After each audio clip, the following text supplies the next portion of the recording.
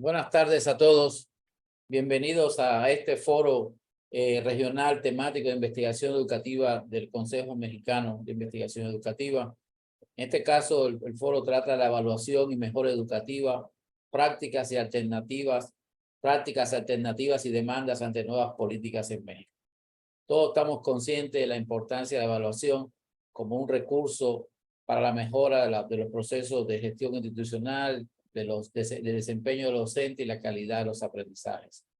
En particular, en estos momentos donde la educación termina el impacto de una pandemia de salud como nunca antes vista y los cambios propuestos por la nueva escuela mexicana. Esto reafirma la necesidad de contar con procesos de evaluación que nos permitan tener certeza de lo que está ocurriendo y reflexionar cómo la evaluación puede contribuir o puede hacerse un actor importante a la mejora de la continua de la educación. En este momento me voy a presentar la mesa panel titulada La evaluación y mejora escolar, reflexiones y buenas prácticas, donde se tratarán, entre otros temas, la evaluación de la calidad, la evaluación para la mejora escolar. Se analizarán las estrategias que funcionan, que exige la nueva escuela mexicana, entre otros tópicos. En estos momentos nos van a acompañar en esta mesa virtual la doctora Rubí Surema Peniche Sexal, que es doctora en investigación educativa por la Universidad de Granada en España. Actualmente es investigadora titular en el Instituto de Investigación y Desarrollo Educativo de la Universidad Autónoma de Baja California, México, Campus Ensenada, miembro del Sistema Nacional de Investigadores. Sus líneas de investigación son eficacia escolar, gestión y liderazgo educativo, prácticas docentes eficaces, desigualdad y bachillerato. Tutora de estudiantes de posgrado a nivel de maestría y doctorado.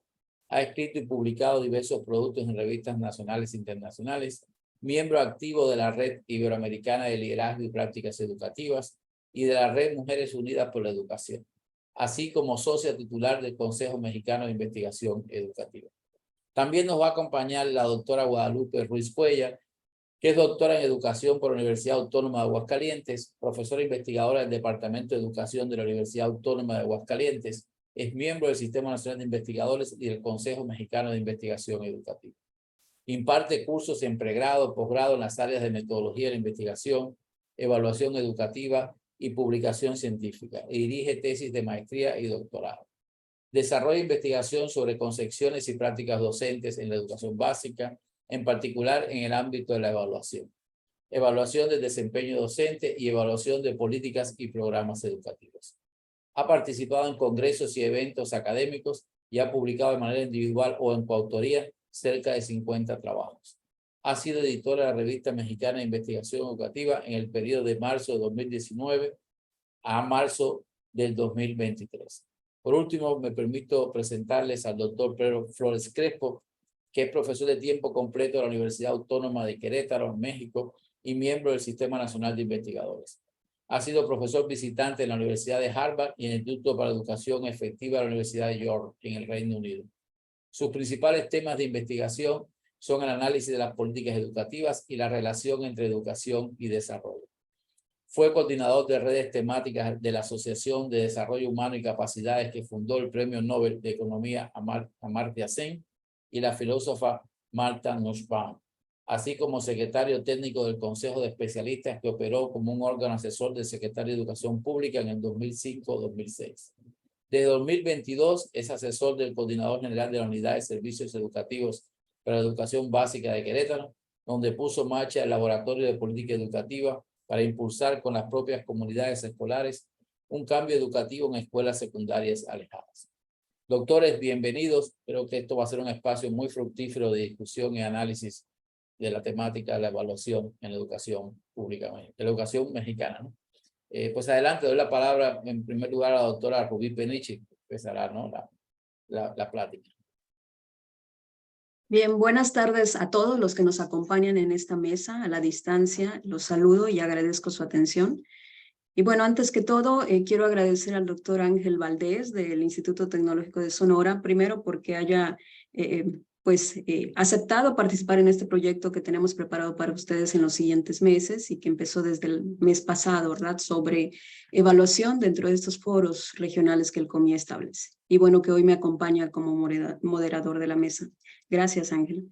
Bueno, pues con base en el propósito de la mesa, pues vamos a empezar considerando que por mi parte vamos a platicar de forma muy general sobre el asunto de los modelos de mejora. En este caso les traigo uno particular basado en un trabajo que he desarrollado en los últimos años y que, bueno, especialmente se desarrolla en el nivel bachillerato, que es un nivel educativo que he estado trabajando.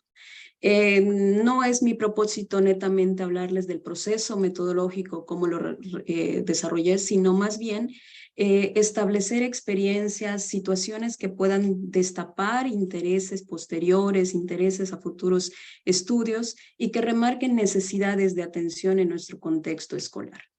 Entonces, bueno, me voy a tomar la libertad de establecer algunos contenidos.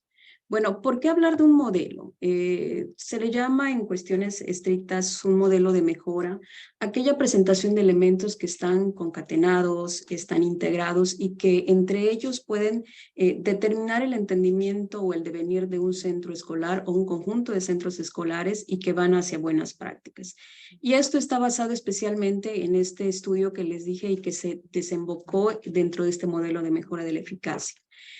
No voy a ahondar, como les dije, mucho en esto. Esto ha sido compartido en diferentes espacios, en diferentes momentos, en diferentes productos, y que lo que voy a hacer es como puntualizar algunas situaciones que nos lleven al propósito de la mesa, como bien dijo Ángel al inicio.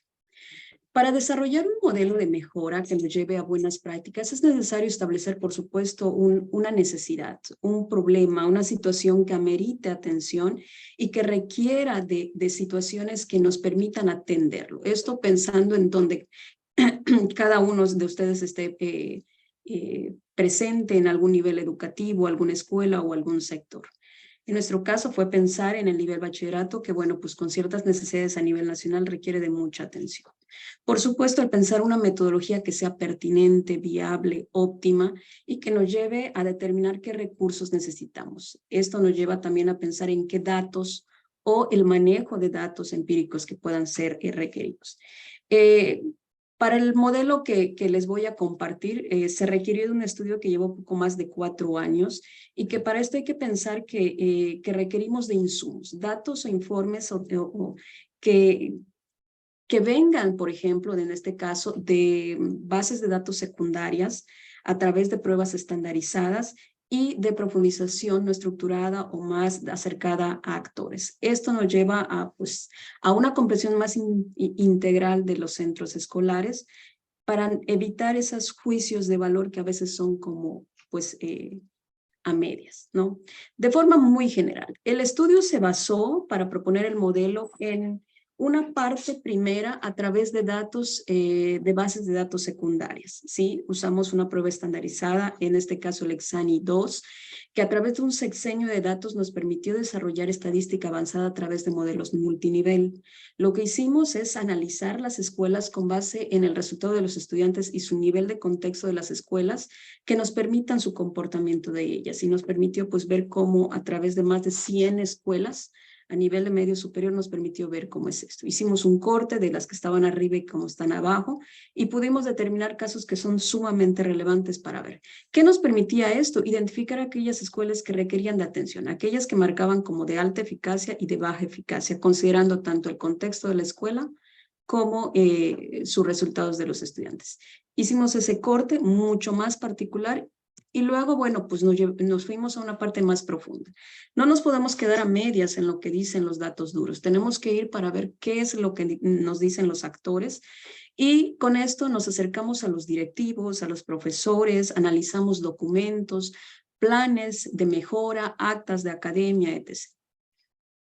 Quiero detenerme en este aspecto de esta parte, de esta fase del estudio, que bueno, más que un elemento clave en nuestro trabajo de investigación es un espacio que quiero abrir para compartirles situaciones que permitirían explorar más situaciones en los centros escolares y que no siempre se nos dan estas condiciones, ¿no? Dentro del equipo de trabajo en el que formé parte y a través de validación, revisión de literatura, nos percatamos que podíamos explorar 5 preguntas con los actores escolares, en este caso docentes, pero también pueden ser otros más, que nos permitan explorar información que de otra manera no es común.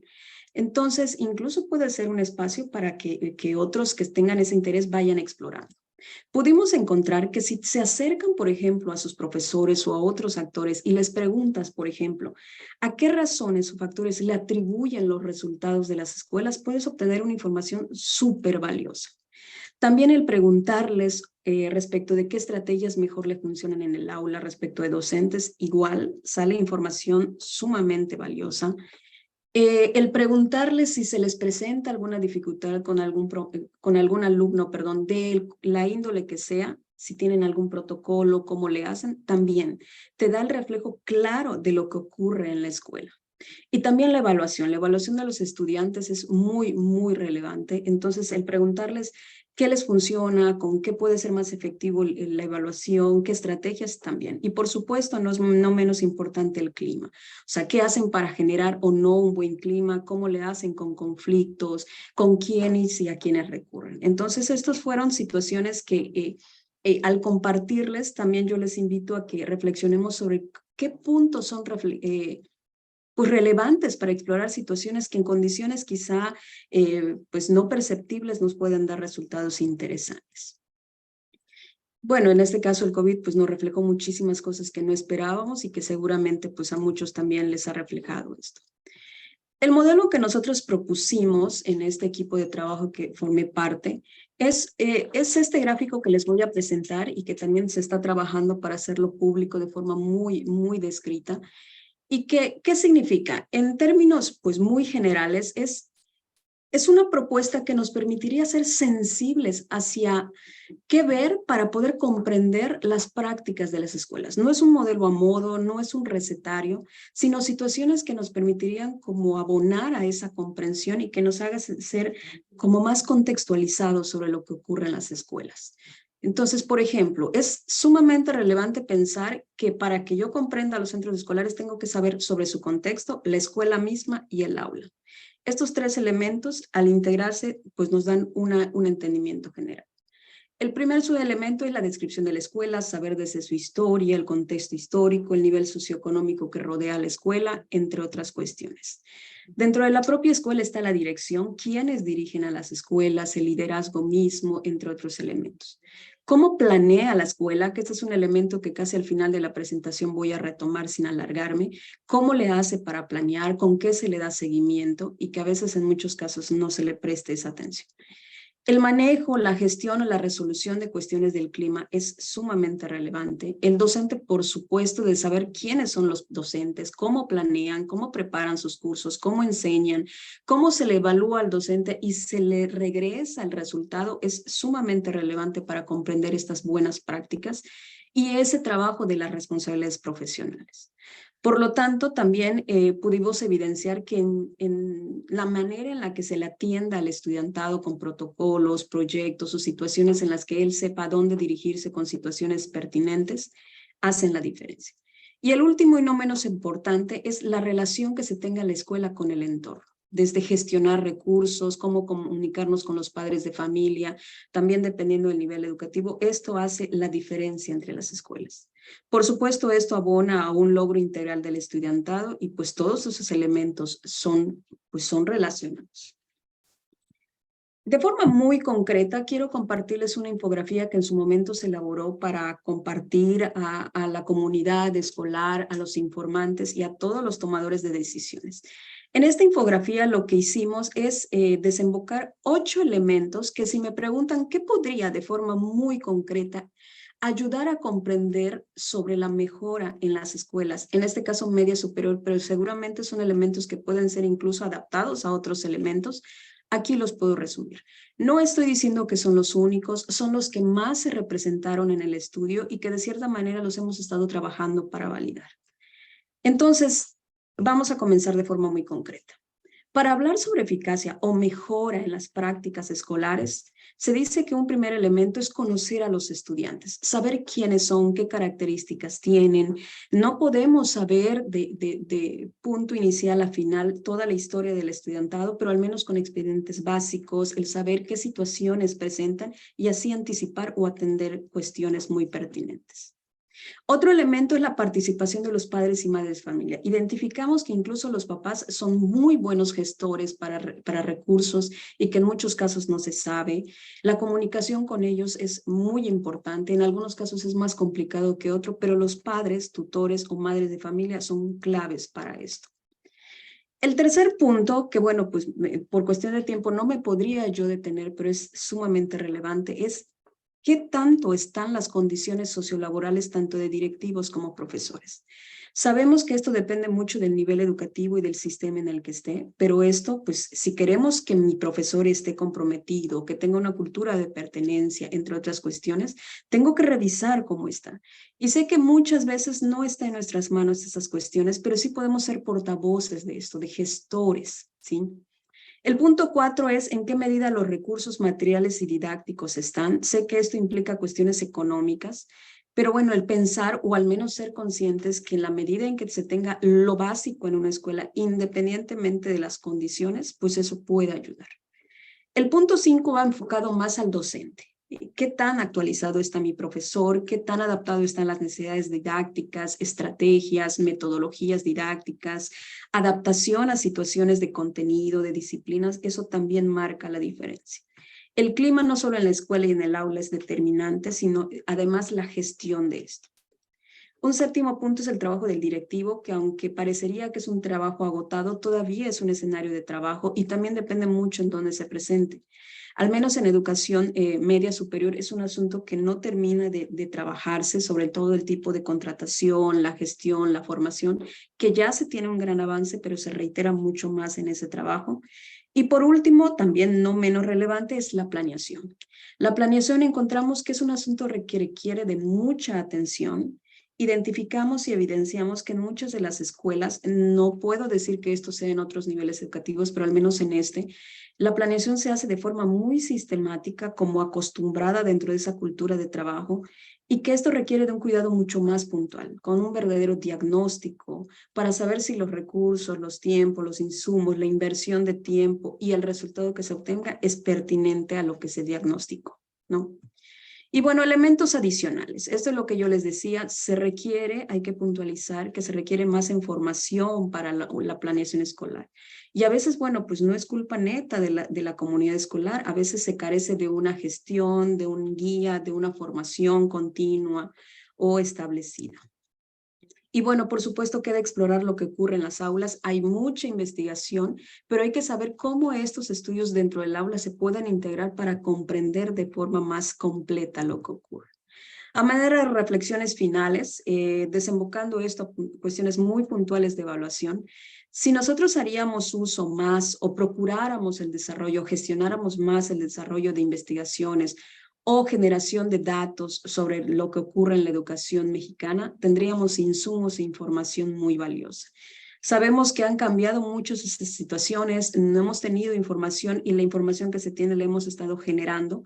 Pero si esta cuestión de los tomadores de decisiones les permitiera entender que los datos también nos sirven, por supuesto no es la única manera, pero que nos pueden ser como aliados para comprender lo que ocurre, sería pues un gran avance para continuar el estudio de las prácticas en las escuelas. Por supuesto, se requiere acercarse a la comunidad escolar. A veces los actores escolares están ávidos de que se les acerque, que se les pregunte, que se les cuestione, porque eso también ayuda a que, bueno, pues sea contextualizado la comprensión del fenómeno escolar. Y bueno, el promover una cultura de la evaluación es primordial. Ahora, mucho más que nunca, estamos viviendo un cambio de paradigma, de modelo, de enfoque sobre la nueva escuela y que eso requiere mucho de unir fuerzas y que también como comunidad lo trabajemos. En meses pasados me preguntaban qué es lo más importante que hay que considerar para que la nueva escuela pueda funcionar. Yo les decía que depende mucho del contexto, del nivel educativo y de los recursos con lo que se tenga, pero de primera mano comprender el vocabulario, los términos, saber como colegas qué estamos comprendiendo sobre esta cuestión de un modelo educativo, un nuevo paradigma. Y de ahí ir desenvolviendo todo esto para que en el camino se vaya desarrollando. Esta cultura de la evaluación tiene que ser importante, evitando ideas erróneas o de costumbre que nos hagan marcar de forma pues negativa todas estas cuestiones. Entonces, la evaluación está todos los días en cada momento de la educación, en nuestras aulas, en nuestros pasillos, y el hablar de mejora implica mucho más que resultados estandarizados. O sea, sí son insumos, pero que nos permiten un paso que nos llevan a comprender otros escenarios, las prácticas mismas, los actores mismos, el saber cómo se da, y que esto nos lleve también a comprender, bueno, qué hace la diferencia entre una escuela y otra. Entonces, por mi parte es todo y pues muchas gracias por su atención. Muchas gracias, doctora Rubí. Pues vamos a proceder a dar la palabra a la doctora Guadalupe Ruiz. Doctora, la escuchamos. Sí, muchas gracias. Buenas tardes. Agradezco la invitación que me extendió la doctora Rubí Peniche a participar en este foro. Y antes de compartir mi presentación, quiero decir que pues a lo mejor resulta un poco llamativa quizá en el contexto de la mesa, o más que en el contexto de la mesa, pensando en el tipo de trabajo que yo he venido haciendo en los últimos años. Cuando Rubí me invitaba, me decía, bueno, pues la experiencia que has tenido en la evaluación de programas educativos, concretamente escuelas de tiempo completo. Pero circunstancialmente sucede que hace relativamente poco tuve la oportunidad de platicar sobre el tema de las pruebas estandarizadas a petición de una asociación que existe acá en Aguascalientes. Y por, digamos, la forma en la que quedó esta charla, la información que me pareció relevante considerar para armarla, pues pensé que podría ser un referente y a partir de esta presentación es que, bueno, preparé la que ahora les compartiré. Quería aclararlo por si pudiera llamar la atención, ¿no? A ver.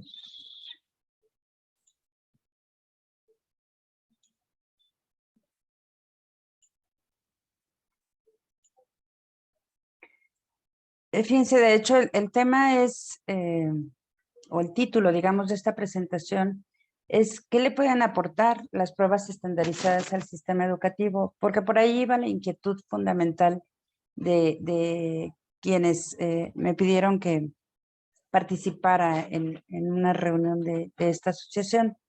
Y evidentemente, pues si nos situamos en esta perspectiva de aporte, de algo que aporte, cualquier cosa que sea, creo que nos situamos también en esta perspectiva a la que nos convoca la mesa, que es pensar en la mejora escolar, la mejora educativa. Yo plantearía la pregunta si realmente las pruebas estandarizadas le pueden aportar algo al sistema educativo. Y yo creo sin duda que es una pregunta controversial que da lugar a pues muy distintas posturas y respuestas, ¿no? Incluso quienes, bueno, son expertos en la temática, obviamente van cambiando sus concepciones, van, creo yo, madurándolas. En un trabajo ya distante en el tiempo, de 2008, varios evaluadores muy destacados de la región de América Latina decían, bueno, América Latina necesita evaluaciones educativas, pero de ciertas características, ¿no?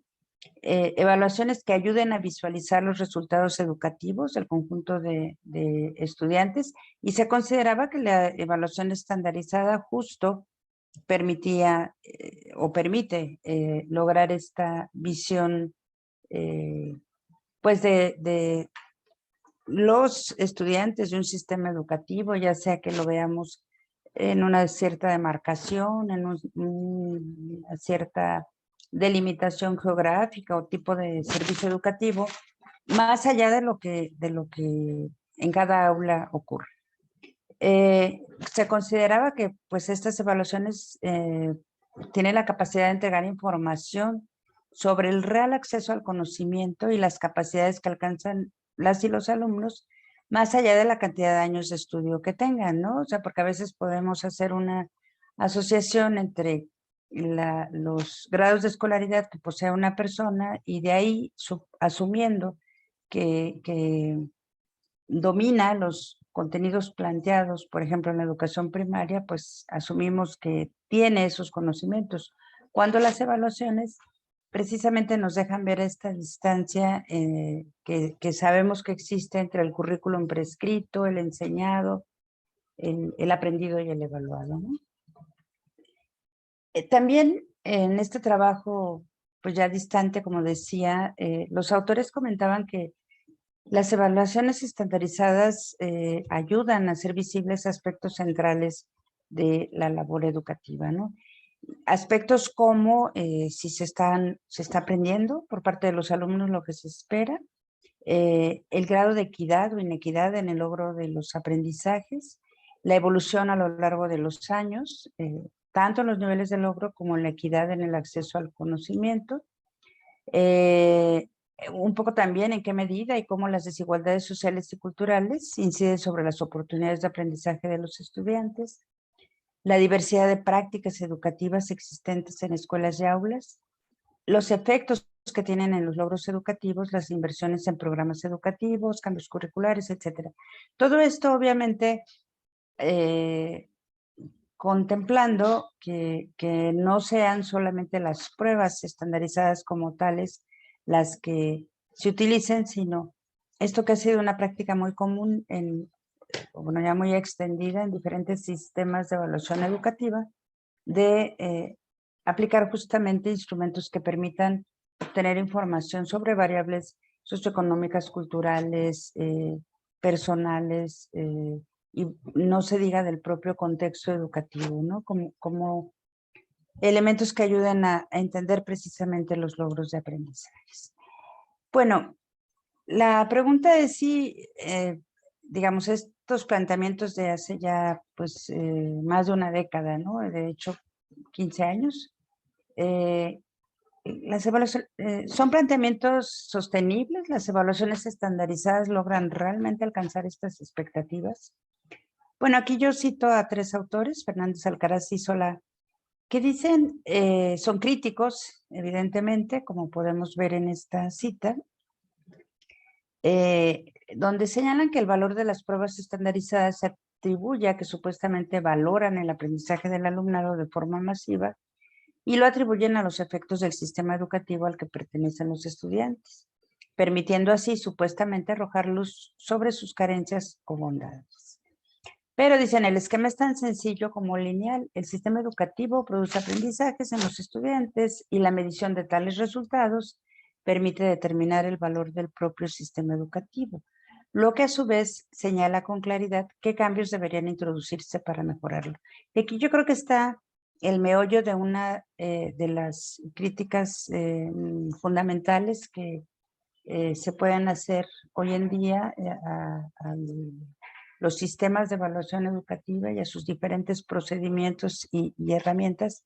Y es esta idea de que la evaluación por sí misma nos puede decir qué hay que hacer para mejorar un estado de cosas.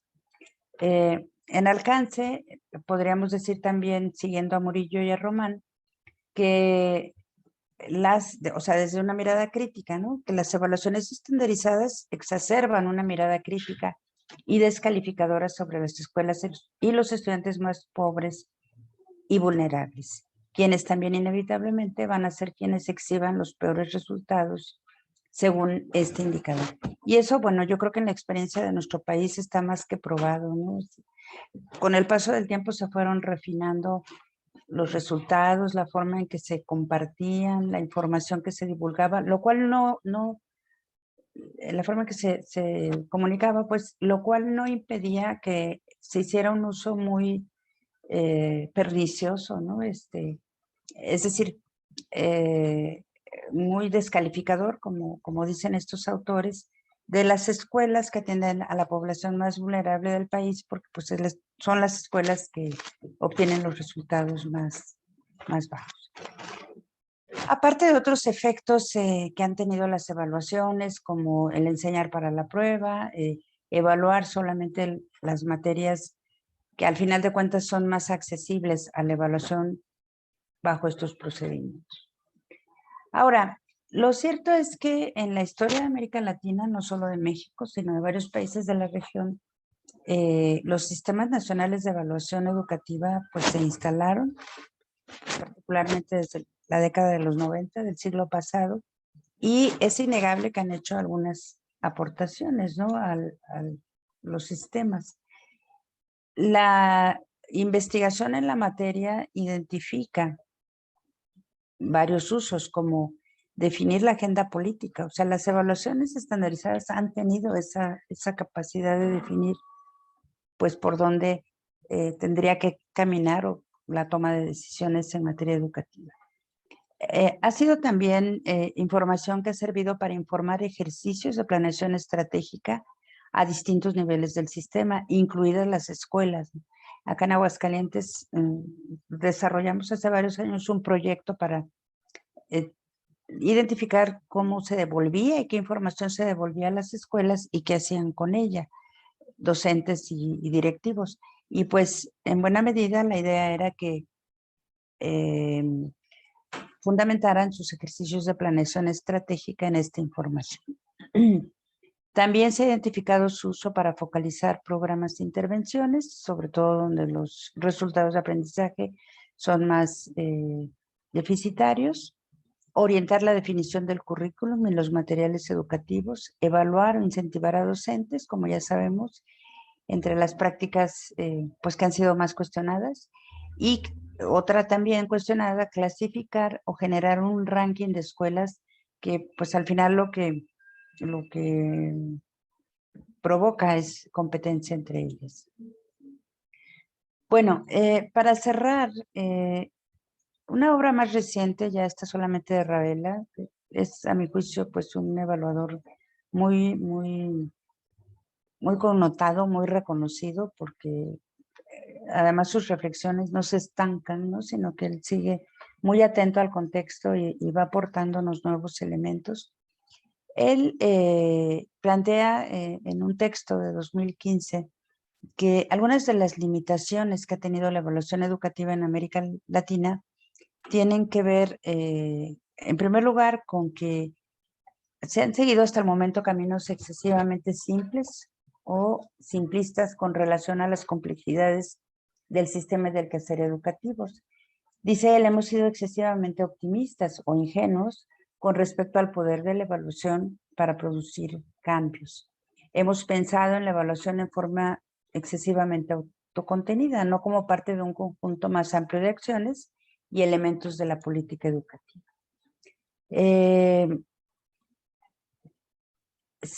Bueno, otra limitación observada en varios países de la región es esta tentación de los gobiernos de transformar la evaluación en la política educativa, la evaluación en la política educativa en la herramienta principal de cambio, ¿no? Y bueno, pues esto como en alcance la idea ya dicha antes de pensar que porque evaluamos ya en automático podemos generar cambios. Otra cuestión, otra limitación es pensar solamente en la evaluación estandarizada como el único elemento de un sistema nacional de evaluación o el más importante, cuando hay un amplio espectro de políticas y prácticas de evaluación que forman parte de la vida cotidiana de los sistemas educativos. A partir de estas limitaciones, bueno, los desafíos que se advierten son básicamente estos, ¿no? Expandir el concepto y la agenda de la evaluación educativa, tomar el riesgo de realizar valoraciones de la situación educativa global, no solamente hacer mediciones, ¿no? Este es el sentido de este desafío de realizar valoraciones.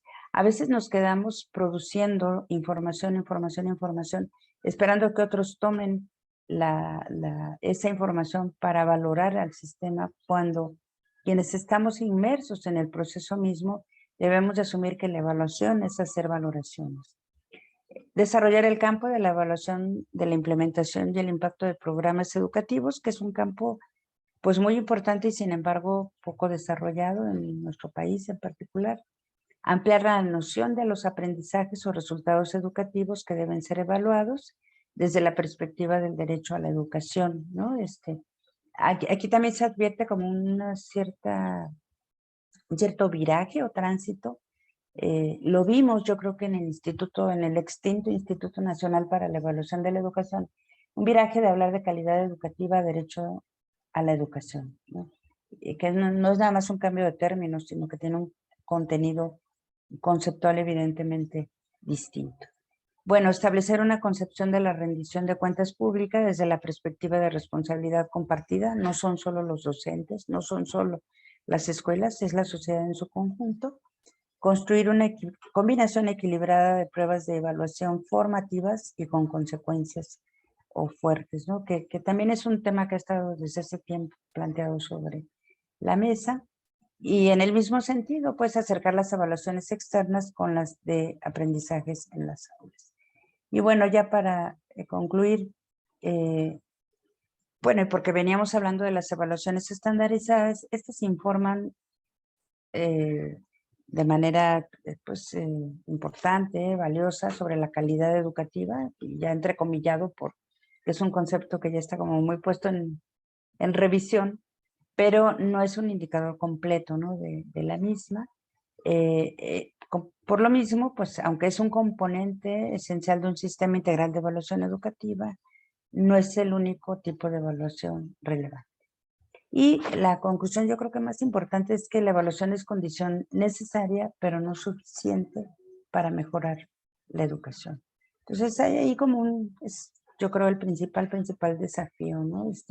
Poder establecer un puente entre la evaluación, identificar qué tipo de evaluación necesitamos, que bueno, estas ideas que recojo de algunos evaluadores importantes me parece que nos pueden dar pautas, ¿no? Sobre, o sea, por ejemplo, esta idea de pensar en evaluaciones realmente comprensivas de lo que pasa en el sistema o en los sistemas educativos.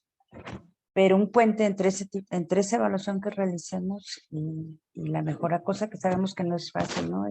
Tiene que ver incluso con la vieja discusión sobre investigación educativa y toma de decisiones. Pues acá es evaluación educativa y toma de decisiones. Pues bueno, hasta aquí mi participación, algunas referencias, bueno, las referencias básicas consultadas. Y muchas gracias por su atención. Muchas gracias, doctora. Agradecemos mucho su intervención. También para el público que nos escucha, pues pueden ustedes formular preguntas. Al final serán abordadas por los investigadores, ¿no? Es decir, y mediante las voy formulando, ¿no? Las preguntas que aparezcan, ¿no?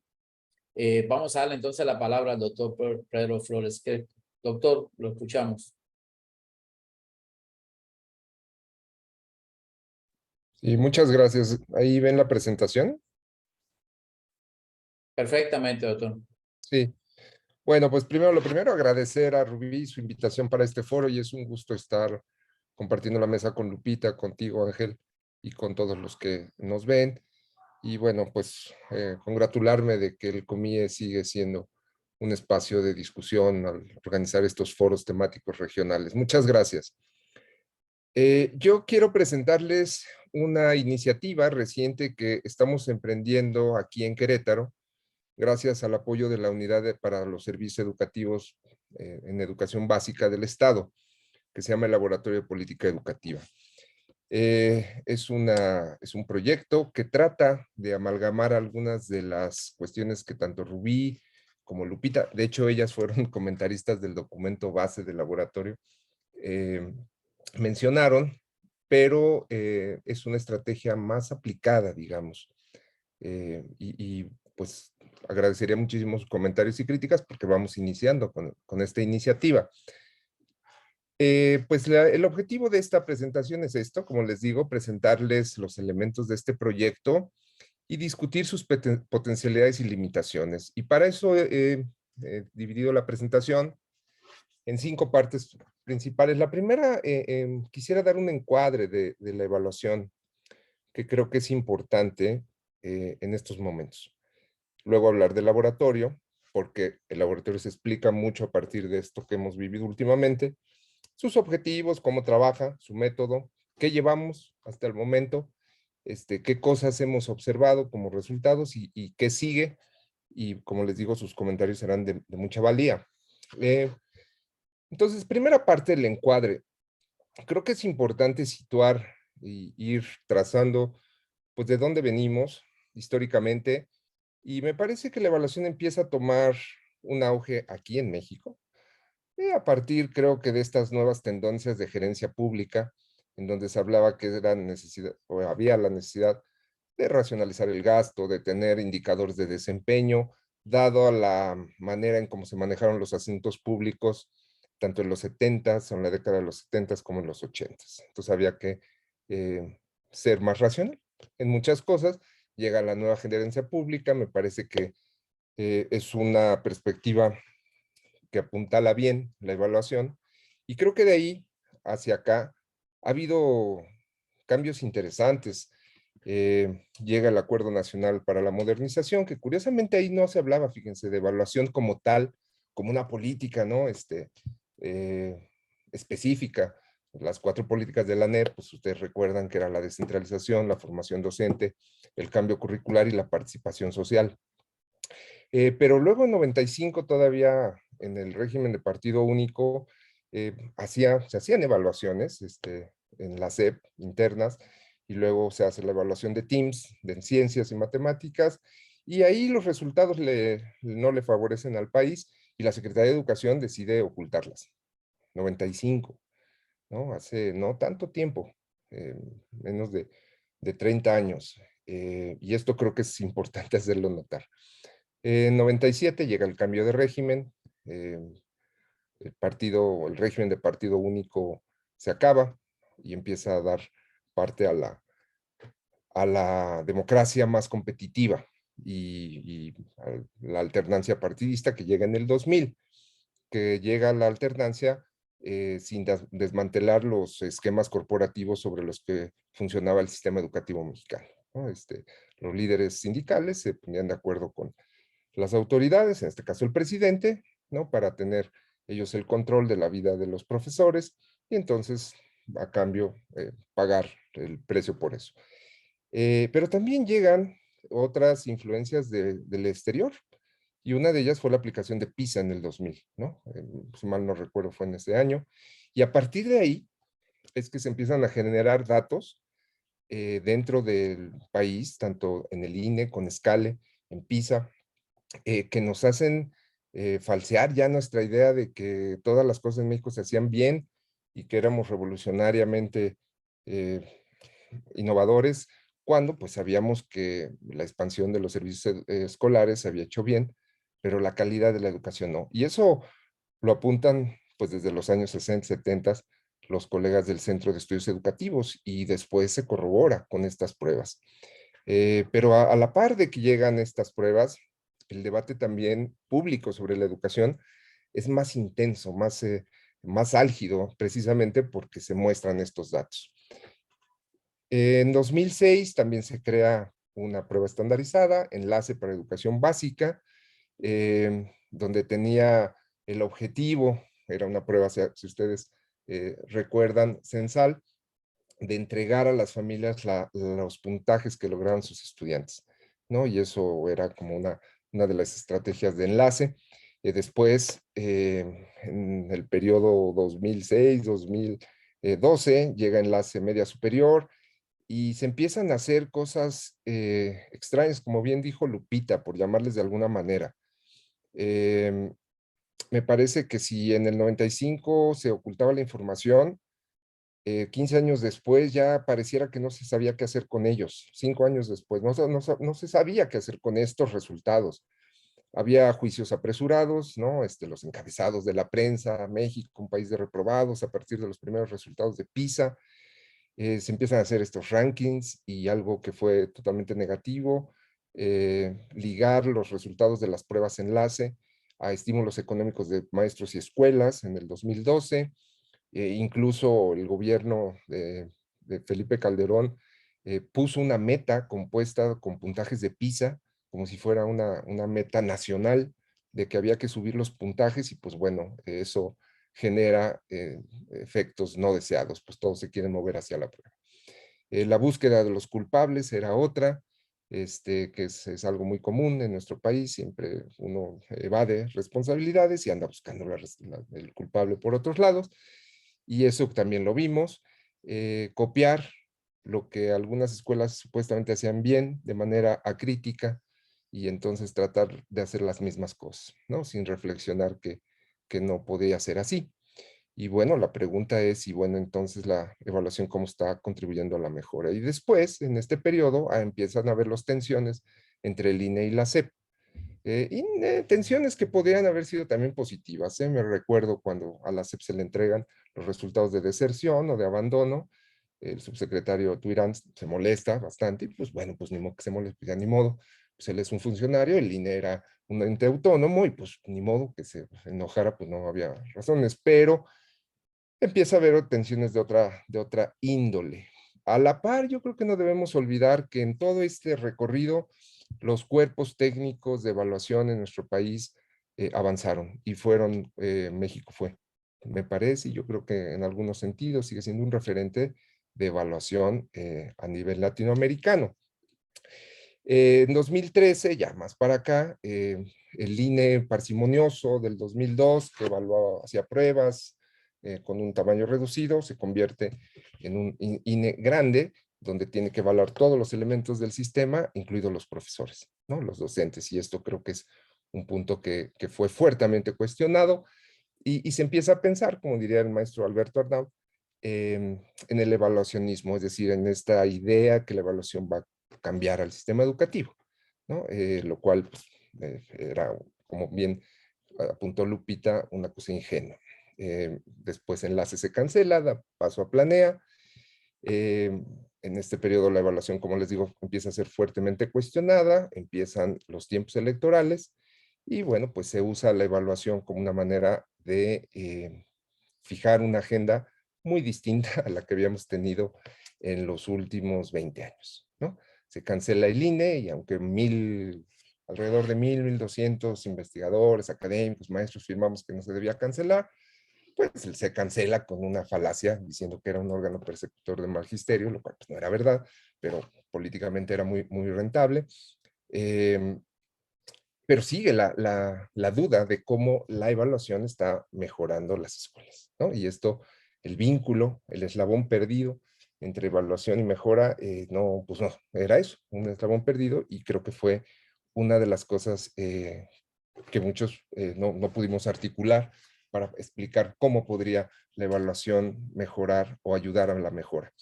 Pero por el otro lado, lo que vemos actualmente es que esta desaparición de referentes de información pareciera que socialmente no es importante, al menos es lo que yo advierto, puedo equivocarme, aunque a la gente ya no le importó que se desapareciera Planea, el INE, que ya no hubiera referentes, y esto me llama la atención porque creo que tiene una implicación mayor.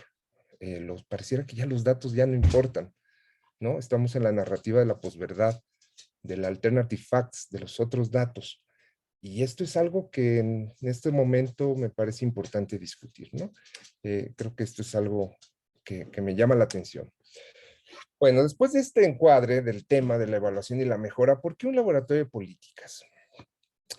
Precisamente porque me parecía, y bueno, no lo he dicho yo, Merrilee Grindle, una profesora de Harvard, dice que entre más se amplíe entre lo que se promete gobiernos democráticamente electos y lo que se logra, pues uno empieza a perder esperanza en la democracia. Es decir, la necesidad de experimentar un cambio real en países como los nuestros es realmente algo muy importante, ¿no? Porque si no, pues se van a colar las voces que van a decir que ellos solucionan todas las cosas, y creo que esto, ¿no? Es lo que está ocurriendo. ante las reformas que se han impulsado, que como bien dice Carlos Ornelas, pues no todas dan los resultados que esperamos, pero algunas dan unos resultados, otras crean otros efectos no deseados.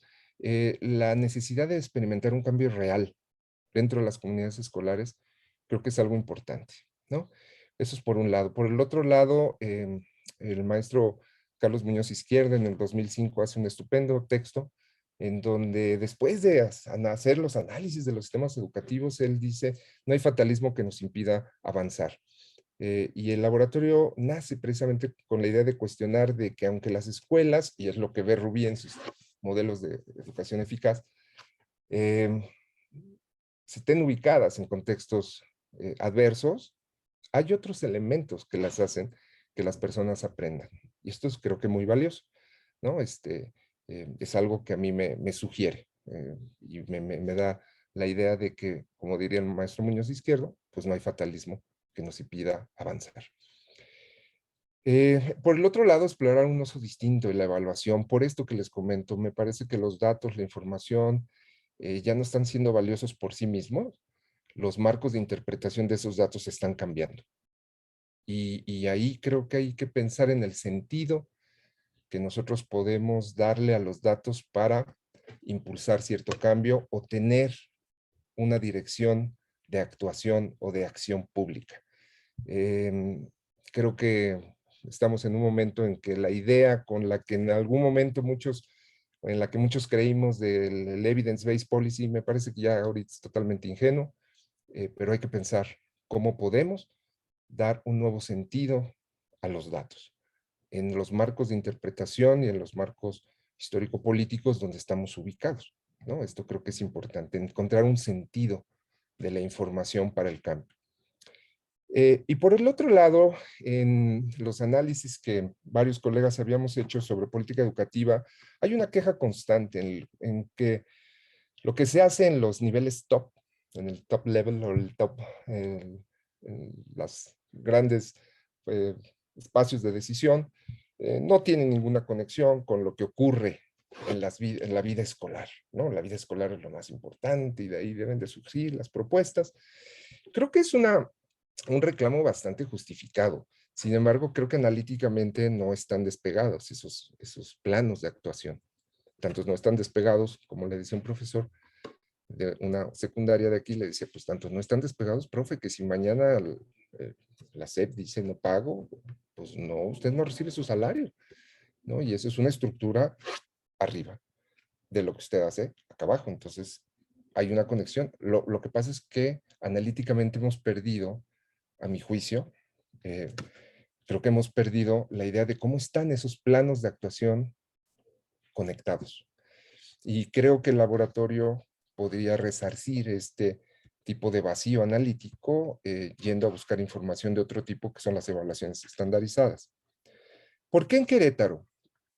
Rápidamente, pues lo que les diría es que cuando me invita el coordinador general de la UCEBEC a trabajar con él, lo primero que le planteo es que me parece que Querétaro tiene una estabilidad económica, social, su sistema educativo tiene resultados relativamente buenos, por lo tanto, tiene espacio para hacer proyectos estratégicos y experimentales de cambio a futuro, que estén sustentados en otro tipo, ¿no?, de recursos más que la acción diaria o la inercia con la que se mueven los sistemas educativos.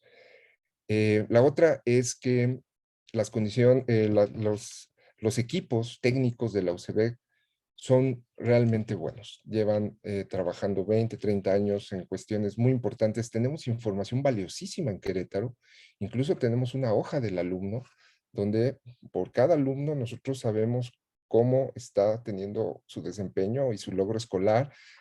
Las escuelas, hay bases de datos muy amplias de todas las escuelas de este estado que las podemos identificar muy bien y saber cómo avanzan. Entonces, hay cosas interesantes en este estado que nos permiten y nos dan en el espacio para hacer cuestiones estratégicas. Y por el otro lado hay un respaldo programático. El Programa Sectorial de Educación 2021-2027, precisamente propone en su parte de gobernanza utilizar la evaluación con fines de innovación, ¿no? Entonces, bueno, esas son las justificaciones. ¿Cuál es el propósito de este laboratorio? Pues como todo laboratorio, lo que desea es experimentar dentro de las comunidades qué tipo de estrategias pueden dar mejores resultados en términos de un cambio educativo real, pero sin llegar como UCEBEG a decirles qué hacer, sino construir la idea y el sentido del cambio con las comunidades en beneficio de todas y todos ellos. Y esta es una lógica de investigación que lleva tiempo y que a veces pues las ansiedades de la política nos llevan a tratar ya de dar resultados y ver qué está ocurriendo. Pero bueno, esto es una cosa que eh, quiero comentar, que pues se basa en un proceso de entendimiento de la realidad de las comunidades de una manera distinta a partir de un esfuerzo como el que hace UCEBEC en sus escuelas. Lo que proponemos es que el cambio educativo sí es posible. Y sí es posible si utilizamos otros mecanismos, si experimentamos y dejamos de utilizar las cosas que hemos utilizado para ver con las nuevas, a ver qué resultados podemos dar. Nos enfocamos al nivel de secundaria por varias razones. Aquí están algunos datos de la panorámica en Querétaro, pero ustedes saben bien que la secundaria es el sistema o el tramo de educación básica que más alimenta el rezago escolar. En Querétaro, las primarias en general son y tienen desempeños de logro académico mucho mejores que a nivel nacional, pero ya la secundaria ya no. Entonces ahí hay una justificación para centrarse en las secundarias. Como ustedes saben, es una vida de los adolescentes bastante difícil y ahora que estamos en las escuelas nos corroboramos esto. Los estudiantes de secundaria están por necesidad adquiriendo responsabilidades muy jóvenes, ¿no? Se vuelven los padres de la familia, los cuidadores de sus hermanos, los surtidores del recurso económico, muy jóvenes. Y esto, bueno, es algo que nos estamos dando cuenta. Estamos entrando a pocas escuelas, a 11 escuelas, de manera voluntaria. Escuelas variadas en 3 municipios de este estado, que tienen alrededor de 1,600 entre todas estas escuelas, estudiantes y 85 profesores. ¿Cómo opera el laboratorio? El laboratorio opera con un método que le hemos denominado inductivo y dialógico, ¿no? Vamos a hacer entrevistas con los directores, observaciones in situ, conversaciones con los colectivos docentes, tenemos información estandarizada de las escuelas a través de sus PEMSES, de las evaluaciones que les digo tenemos en Querétaro, pero tratamos de construir con ellos la problemática general y luego pensar en salidas con ellos mismos. Yo le llamaba estrategias de intervención, hasta que un profesor de Monterrey me dijo, no es bueno que utilices la palabra intervención, sino más de estrategias de apoyo. Y las discusiones con estas comunidades ha sido esa, ¿cuál es la problemática? ¿Cómo puede UCEBEC con los recursos académicos, institucionales, técnicos, apoyarlos a ustedes y vayamos pensando en qué estrategias pueden darles resultados y experimentar? Si da resultado a través de algún monitoreo o valoración, proseguimos, si no, lo cambiamos. Incluso hay 2 escuelas que cuando llegamos a proponerles nos dijeron, no, déjenos pensar más dentro del consejo técnico qué estrategias pueden ser. Son escuelas más grandes, entonces es más difícil ponerse de acuerdo. En escuelas más pequeñas ya nos pusimos de acuerdo y ahorita lo voy a mostrar. Y luego ir viendo si estas estrategias de apoyo funcionan, irlas midiendo o valorando.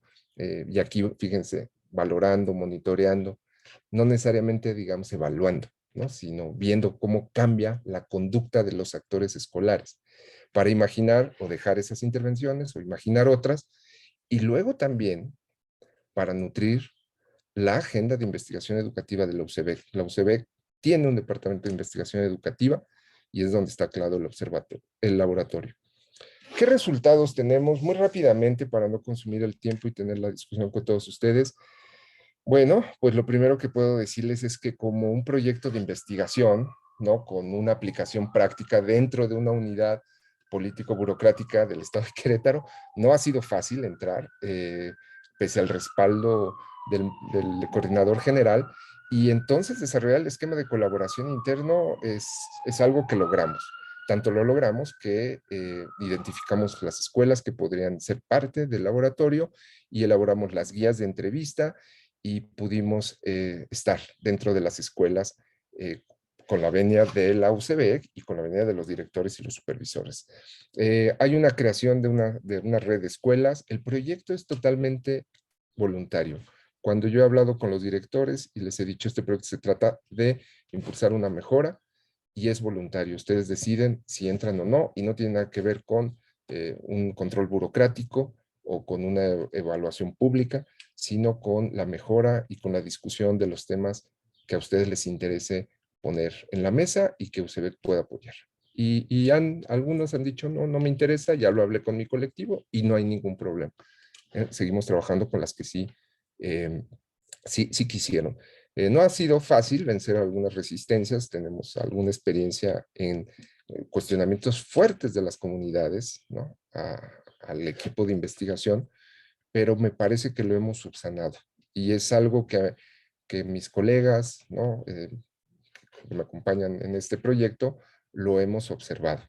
El diálogo, la discusión frente a frente sin presionar, me parece que ha dado resultados en términos de tenernos confianza, ¿no? Y creo que ese es uno de los elementos que hemos logrado, que podríamos poner como resultado de estas visitas a las escuelas, que no todas han sido una cosa fácil. Recabamiento de información a partir de más de 20 visitas a las escuelas, entrevista con el director, definición de una problemática, validación de esa problemática por el colegio, por el colectivo de docentes, las observaciones en situ y luego contrastar con la información que tengamos. Una cosa que les puedo decir, adelantándoles en esto que comentaba Lupita y Rubí, es que a veces cuando vemos los datos estandarizados de las evaluaciones o los datos de las evaluaciones estandarizadas, no corresponden con lo que observamos in situ. Incluso hemos salido de las escuelas y la pregunta que nos hacemos es, ¿por qué están mal estas escuelas? Y bueno, la respuesta es, me parece que hay que ampliar, ¿no? Los esquemas de evaluación y ampliar la base de información para que nos den una visión más amplia de lo que están haciendo las escuelas. Hay cosas que están haciendo las escuelas, me parece bien, ¿no? En términos de contención de problemas sociales y que no están capturadas, ¿no? Entonces, me parece que un resultado de este laboratorio es que genera información complementaria a la evaluación estandarizada y algo más que me parece que el coordinador ha valorado. Tiene información distinta de la que le llega a él por la parte de la estructura burocrática formal de la UCEBEC. Y esto es algo interesante. Por ejemplo, la noción que tienen las escuelas de la autoridad educativa, ¿no? Y esto es una cosa muy distinta de la que se puede uno informar a partir de la estructura formal, ¿no? de una unidad. Aquí están algunas de las estrategias de apoyo o intervenciones que propusimos en las escuelas, en 7 escuelas. Una se llama Aprender si vale y otra Escuela Abierta al Mundo. Hay problemáticas muy comunes en las escuelas. Son escuelas muy diferentes, tanto en su ubicación, en su composición, en municipios distintos, pero hay problemas que son comunes. Uno de ellos es la poca valorización sobre el conocimiento y el aprendizaje, ¿no? Y esto creo que es algo que ha surgido en las diferentes entrevistas y en las diferentes visitas. ¿Qué quiero decir con esto? Ven un objetivo más instrumental de ir a la secundaria que de otro tipo, porque tienen necesidad de irse a Estados Unidos a trabajar, etcétera, etcétera. Entonces, Aprender si vale tiene el objetivo de, ahorita les explico, sensibilizar a las madres y padres de familia sobre el conocimiento y sobre lo que está haciendo la escuela a través de mensajes mandados por WhatsApp de una manera programada a los papás sobre lo que hace la escuela, sobre el valor que tiene el conocimiento, sobre las experiencias que tenemos y que hemos recogido con los estudiantes. Y Escuela Abierta al Mundo es una propuesta que surge de una escuela en el municipio de Amialco, en una escuela que está en un lugar rural, en donde los estudiantes son tienen un desenvolvimiento bastante bueno, según los directores y los profesores, pero sus expectativas son bajas. Ya no quisieran seguir a la prepa, les interesa mejor irse, trabajan en trabajos domésticos en la capital. Y entonces ellos mismos propusieron hacer unas jornadas de escuela abierta al mundo, donde el objetivo, acá está, es que durante 3 meses van a ir estudiando 5 países en 3 ejes. ¿Qué es ser adolescente en estos países? ¿Cómo es la cultura de estos países? ¿Y qué hay sobre la migración? ¿No? Ellos los van a estudiar. Ellos propusieron que ellos durante 3 meses iban a trabajar los temas. Y después nosotros haríamos una jornada cultural de cierre donde se expongan los trabajos de esa escuela en términos de escuela abierta al mundo. El de Aprender Si Vale, como les digo, fueron 15 mensajes mandados de manera esporádica a través del WhatsApp a los papás y a las mamás. Y los resultados fueron muy interesantes. Fueron mensajes no para pedirles a los papás cosas, oiga, usted si no viene, no, para sensibilizarlos sobre la importancia que tiene el aprendizaje de sus chicos. En esa vamos. Hay otra que propusimos que es a través de un póster que no le tomaron mucha atención y no la hemos implementado. Esta estrategia de apoyo tiene más relación con la problemática de quién es la autoridad, qué puedo hacer en caso de alguna contingencia dentro de la escuela, sin que me sienta desamparado, sin que me sienta que yo voy a tomar una responsabilidad que me cueste, ¿no? Y creo que ahí hemos empezado a construir una idea de reconstitución de autoridad educativa, no solamente como oficina, sino como algo más abstracto, que bueno, después se los platicaré. ¿Cuáles fueron algunas experiencias de estas cosas que hemos hecho en esta escuela? Esta es la escuela donde propusimos esto, donde lo aceptaron. Bueno, se hicieron 15 mensajes, los profesores empezaron a mandarle mensajes y al no tener respuesta a los 2, 3 mensajes, ellos empezaron a rediseñar los mensajes en Canva para hacerlos atractivos. Incluso les pusieron música y los papás empezaron a reaccionar. No como uno esperaría, pero sí, gracias, lo que vimos es que cuando se le envió un mensaje sobre el otorgamiento de becas, inmediatamente todos contestaron, 52 papás contestaron sobre el otorgamiento de becas, pero también sobre una cuestión que nos llamó mucho la atención, cuando se dirigió un mensaje afectivo hacia las mamás de esta región del municipio del Marqués, donde hay una migración muy alta de los varones y donde las madres viven con sus hijos y algunas incluso están alejadas de sus casas porque es un municipio, sobre todo una comunidad bastante alejada y los jóvenes están solos. Entonces, a partir de este tipo de mensajes nos empezamos a dar cuenta que los papás empezaron a contestar los mensajes de la escuela, ¿no?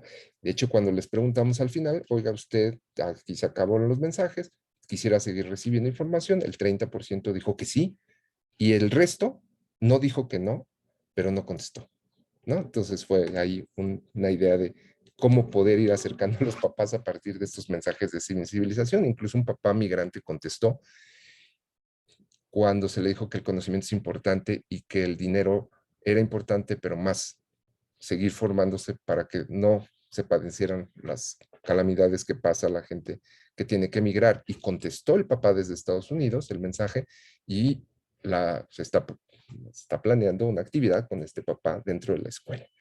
Entonces, bueno, eso es lo que tenemos. ¿Qué sigue para el laboratorio? Monitorear de manera más sistemática el impacto de estas estrategias, organizar la reunión de la red, porque lo que nos hemos dado cuenta en la inmersión en las escuelas, hay escuelas que tienen experiencias acumuladas en muchos temas. Una de ellas es el manejo de las drogas en una escuela, en un contexto urbano, tiene una experiencia acumulada en ese tema, y hay otras escuelas que hemos visto que están más alarmadas por ese tema, dada la campaña que está ahorita de no te drogues. Entonces, creo que ponerlos a dialogar y compartir algunas experiencias me parece importantísimo. De hecho, un director de ahí nos dijo, cuando le hicimos o le sugerimos que podía haber una reunión de la red de escuelas La POE, dijo, conocimiento que no se comparte no sirve. Y bueno, diseñar una estrategia de difusión, ¿no? De los resultados del laboratorio. Y bueno, eso es lo que estamos haciendo acá en Querétaro y yo estaría encantado de recibir sus críticas, sus comentarios y les agradezco muchísimo la atención y estos son mis correos por si tienen algún otro punto para seguir discutiendo. Muchísimas gracias.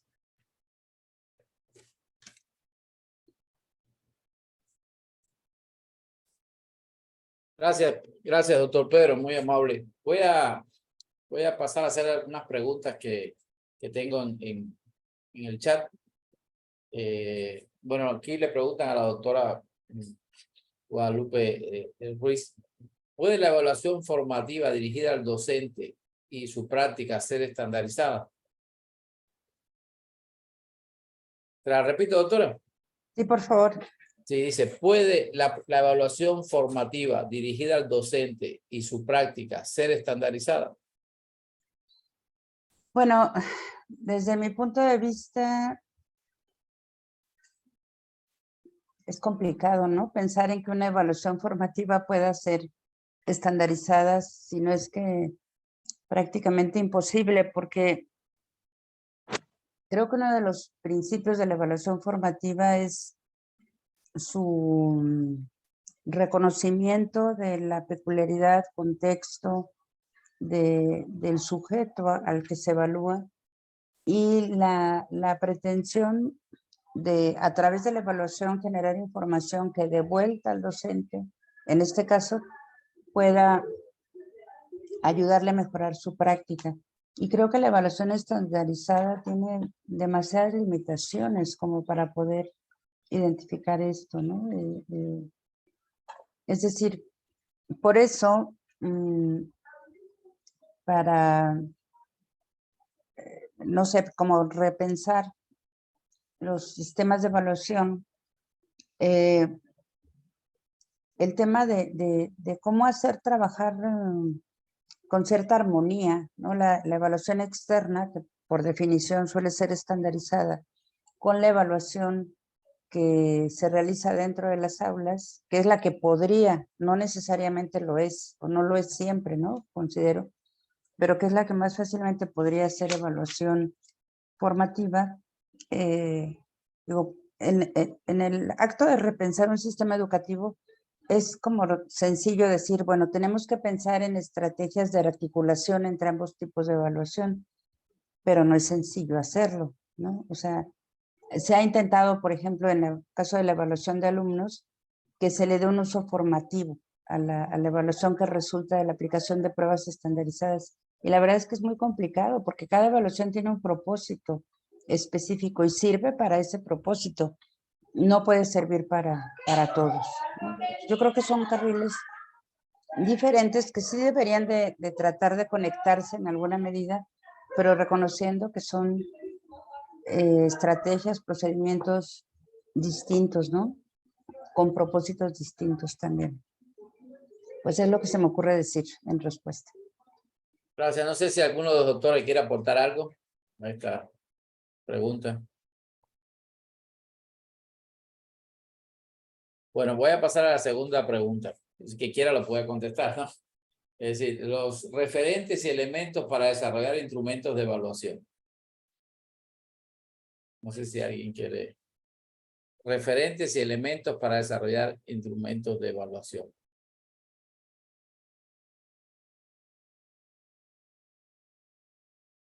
No sé si alguien quisiera. Es una pregunta muy general, ¿no? Pero Sí, está como muy abierta. No sé si se refiere a, no sé, a que se hagan algunas sugerencias sobre material que yo creo pudiera que, ser de yo creo utilidad. yo creo que va en ese sentido, ¿no? Pues yo creo que ahí Sí, también depende de cuál sea el objeto de evaluación, ¿no? Sí, hay mucha bibliografía, pero una cosa es evaluar aprendizajes, otra desempeño docente, otra programa, centros escolares. Perdón, Rubí, ¿quieres decir? no, precisamente lo que dice Lupita, exacto es eso, ¿no? Depende mucho del interés porque la evaluación misma pues es muy amplia. Entonces, por ejemplo, en la evaluación de la docencia, pues hay muchos referentes, incluso modelos que determinan la propuesta sobre la evaluación de la docencia, ¿no? Desde Danielson, que tiene todo pues una propuesta muy grande a través de sus propios indicadores, dimensiones, etc., que pueden ayudar a la determinación de elementos sobre evaluar, ¿no? Entonces creo que lo primero sería como que puntualizar mucho cuál sería el interés y de ahí se podría ver, ¿no? Muy bien. Pues voy a hacer ahí. Pedro, creo que Pedro tiene la mano. Doctor Pedro. Sí, bueno, tienen razón mis colegas, ¿no? Hay diferentes referentes de acuerdo al objeto que se quiere evaluar, pero creo que hay algo que cruza las diferentes evaluaciones, que son los marcos normativos conforme a lo que se hacen las evaluaciones. Pues en el INE tuvimos en algún momento el derecho a la educación, ¿verdad? Como el referente normativo con el cual se hacían esas evaluaciones. Entonces daba un sentido, ¿no? Y en ese sentido, pues es que podrías tú tener los instrumentos, ¿no? Que fueran válidos y que fueran instrumentos variados y que la base de información fuera amplia.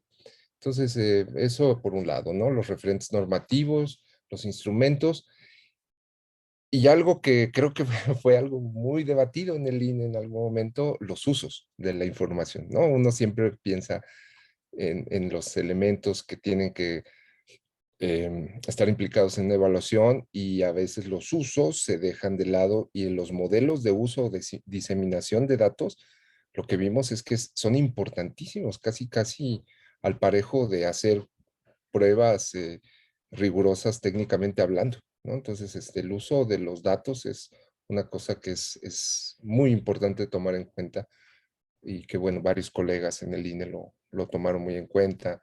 ANET, ¿no? Había un comité técnico de uso y difusión de la evaluación, Tere Bracho, los estudios los advertencias que ha hecho Felipe Martínez Rizo sobre el uso de los resultados de PISA. Entonces creo que eso es todo un tema que hay que seguir discutiendo los usos.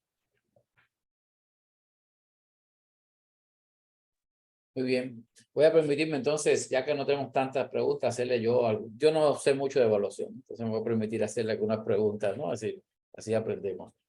Voy a preguntarle a la doctora Rubí. Ella hablaba que en un estudio que hicieron, en un modelo multinivel, identificaron variables situadas en el estudiante y en la escuela, ¿no? Que tenían que ver, ¿no? Pues, ya no sé cómo llamarles, si con el derecho a la educación o la calidad de educación, porque pues, es decir, yo creo que, no sé si, son dos términos, ¿no? Que pueden coexistir desde el punto de vista. Un derecho a la educación si implica que sea una educación también de calidad en todos los sentidos, ¿no? No solo de aprendizaje, sino global, ¿no?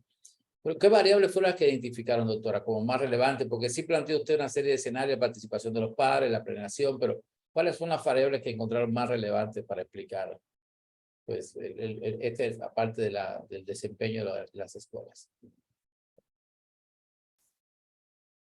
Bueno, primero fue la selección de las escuelas, esta parte cuantitativa que les explicaba a través de una prueba estandarizada que fue el Exani, de forma muy rápida, ¿no? Pues los elementos muy importantes como insumos fue el rendimiento del estudiante y las variables que determinaban el contexto de la escuela. También del estudiante, desde elementos muy básicos como ingresos en la familia y el nivel de estudios de los padres, recursos en casa, etc., ¿no? Y bueno, después de eso fue la parte que les comentaba sobre el estudio más profundo. Al ser un estudio no estructurado, ahí ya no hablamos de variables exactamente, sino de elementos o factores que prácticamente son los que comenté, ¿no? Los que tuvieron muchísima presencia están entre esos 8 elementos que les comenté. Por ejemplo, la estabilidad laboral de los profesores es sumamente reiterado. O sea, al menos en nivel bachillerato, el tipo de contratación o el modo en el que el profesor permanezca o no en la escuela, su incertidumbre, o el tiempo que le determine estar en una escuela y moverse a otra, porque eso le consume tiempo, energía, recursos, tiene que ver mucho con el desempeño. También está la parte de los directores y la gestión de los recursos que se pueden hacer. De cierta manera son esos. De último punto ha estado saliendo elementos que tienen que ver con la planeación, pero que no hemos terminado de explorar. Entonces, pues eso es lo que podría yo decir de forma muy concreta. Una duda, no sé qué puedo resolver. Veo que hay dos posiciones en cuanto a la evaluación, ¿no? Cuando hablo de evaluación a gran escala, ¿no? Es decir, y hay una evaluación a gran escala y veo que, por ejemplo, el doctor Pedro refiere más a lo que yo llamaría una evaluación ideográfica, ¿no? Más, más situada en la escuela, más de corte comprensivo, ¿no? Es decir, digamos así, ¿no? Es decir, si vamos a hablar de STATE, una evaluación, diferiríamos evaluación basada en estándar y evaluación comprensiva, ¿no? ¿Cómo pueden coexistir estos dos tipos de evaluación? ¿Coexisten? ¿Cuáles son las partes oscuras también de esta evaluación? Porque lo que he aprendido yo es que casi todo tiene lo que llaman el lado oscuro, ¿no? Digo, la parte que, si no se usa, bueno, hasta la empatía tiene un grado, lo que llaman los americanos dark side, ¿no? El lado oscuro, ¿no? ¿Cuál sería cómo evitar, qué propuesta? ¿La coexistencia es posible entre estas dos formas de evaluación? ¿Cómo evitar, qué ustedes proponen para evitar estos excesos, ¿no? Que mencionan algunos autores, o de plano desechamos estas evaluaciones a gran escala, o estas pruebas estandarizadas, estas evaluaciones también de aspectos generales de los docentes? Nos vamos solamente con esa evaluación más ideográfica, más el estudio de la escuela en particular. ¿Qué me pueden decir de eso? Adelante, doctor. Sí, no, yo creo que sí conviven. De hecho, el ejemplo procedí similar a lo que hizo Rubí en algún momento. La selección de las escuelas de laboratorio fueron con base en evaluaciones estandarizadas para después llegar a ampliar la base de información. Entonces, claro que pueden convivir y claro que pueden ser muy útiles si se combinan. Incluso para hacernos la pregunta de decir lo que nos ha ocurrido a nosotros, que todavía lo tenemos, al equipo de investigación quiero decir, a un nivel de reflexión, decir, ¿por qué estas escuelas salen con los puntajes más bajos? Si tienen colectivos docentes de esta manera, y entonces pues ahí las variables que identifica Rubí son muy importantes para nosotros explorar precisamente, ¿no? Esos campos de observación. E incluso me atrevo a pensar que esto que comenta Rubí sobre la estabilidad de la base de contratación laboral en bachillerato es un poco más inestable que en la secundaria, ¿no? En la educación básica. Entonces, pero en la educación secundaria también está presente porque es muy difícil hacer comunidad cuando te estás moviendo de escuela, como está ocurriendo en algunas escuelas que hemos observado. Entonces, sí pueden convivir. A mí me parece que la desaparición de las pruebas estandarizadas es un error, porque las pruebas estandarizadas, como lo puse en el encuadre del tema, fíjate, Ángel, nos daban la posibilidad de discutir y de debatir públicamente la situación de la educación en México. Y ahorita eso no lo tenemos, ¿no? Entonces, creo que ese es uno de los puntos y que en algún momento mencionaba que era el eslabón perdido de la evaluación y la mejora, la deliberación pública de los resultados, ¿no? Eso me parece importantísimo porque es ahí donde creo que podemos encontrar algunos atisbos para la mejora a partir de la deliberación de los resultados de las pruebas estandarizadas. Va a ser una pregunta que en el sexenio anterior, una de las cosas más debatidas fue la evaluación docente. El INE, desde mi punto de vista, no soy un experto en evaluación, pero en los comentarios sobre todo los docentes, una de las cosas que más cuestionaban fue la evaluación del desempeño docente, ¿no?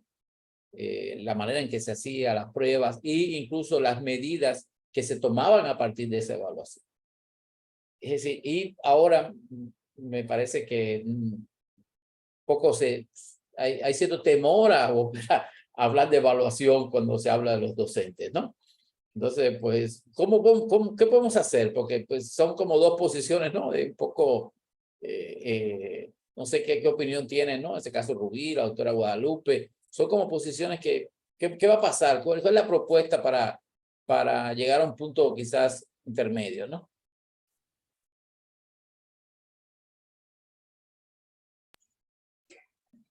Pues sí, claramente estamos en el otro extremo. Yo creo que el INEE fue aprendiendo a lo largo de sus años de vida y de alguna manera fue entendiendo que efectivamente, como lo señalaba yo, refiriendo algunas de las reflexiones de Pedro Ravella, que me parecen muy relevantes, que evaluar requiere, digo, tiene que hacerse bien, desde luego, para que pueda servir a los diversos propósitos, pero requiere, cuando visualizamos a la evaluación, se requiere más bien que la entendamos como una herramienta, ¿no? Que nos puede generar información, pero que no nos va a decir qué hay que hacer para solucionar una problemática, cambiar una situación, un estado de cosas.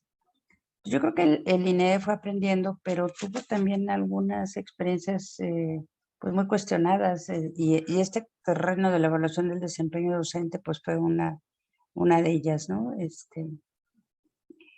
Y es claro que ahora estamos en otra postura respecto a la evaluación. De hecho, pues no por nada se eliminaron las pruebas estandarizadas, se eliminó la evaluación del desempeño docente, porque hay una suerte de satanización, ¿no? de la evaluación. Cuando el asunto es, como bueno, también lo referí en mi presentación, pues repensar, ¿no? ¿Por qué es necesaria? Que yo también, como Pedro, creo que es necesaria la evaluación, pero una evaluación rica, una evaluación diversa, una evaluación que precisamente reconozca que tiene que hacerse de distintos modos para que pueda realmente ser útil, digamos, para el propósito de alimentar la toma de decisiones, la elaboración de propuestas de mejora, entendiendo, insisto, que no va a ser como una varita mágica, ¿no? De evaluamos y ya sabemos por qué estamos mal y qué tenemos que hacer para mejorar. Y creo que la evaluación del desempeño es importante, o sea, creo que hay experiencias que muestran que es una buena estrategia para precisamente identificar pues áreas de oportunidad, ¿no? Para la práctica docente, para el trabajo que se hace con niñas y niños y jóvenes. Y en ese sentido, tendríamos que pues reposicionarla, pero ligando este asunto a la otra pregunta que hacían sobre el punto de la evaluación del desempeño, pues yo creo que hay que diferenciar, ¿no?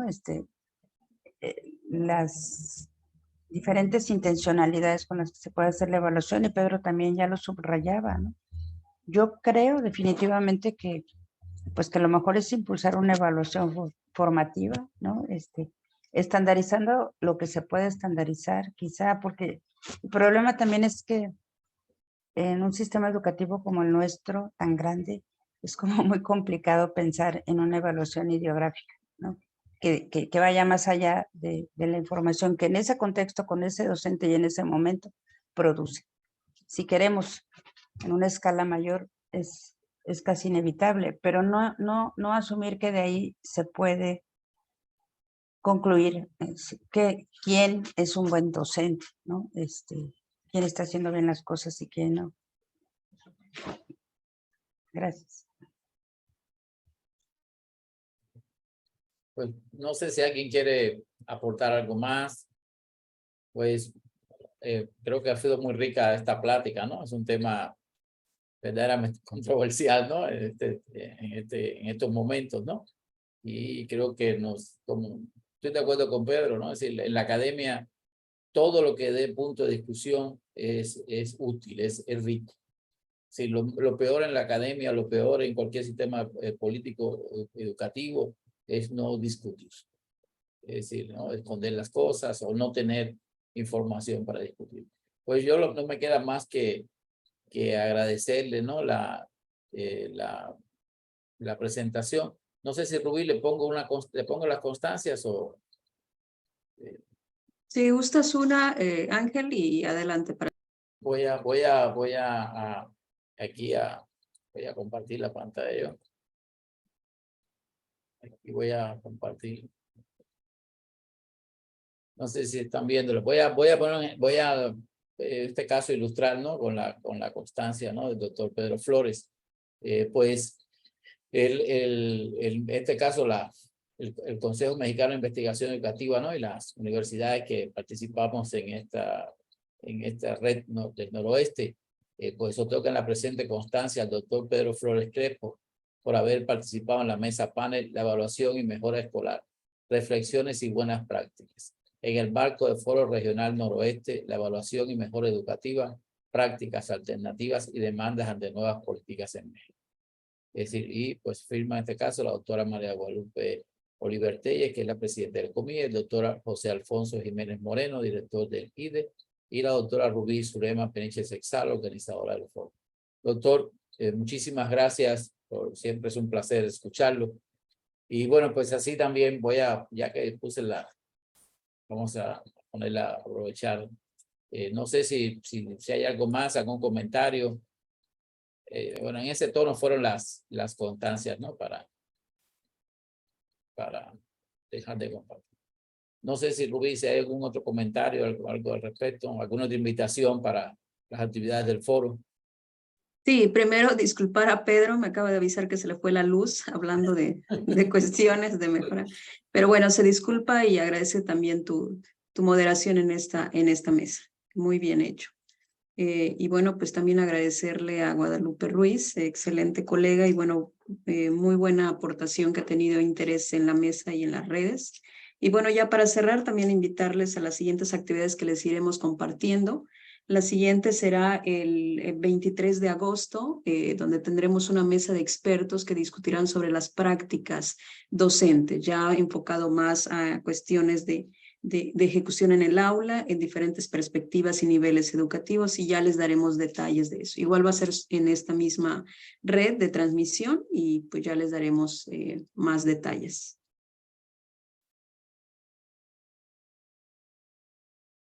Muchísimas gracias, pues entonces estamos en contacto. Saludos a todos, tengan Muchas una buena gracias. tarde. Hasta luego. Gracias. Gracias.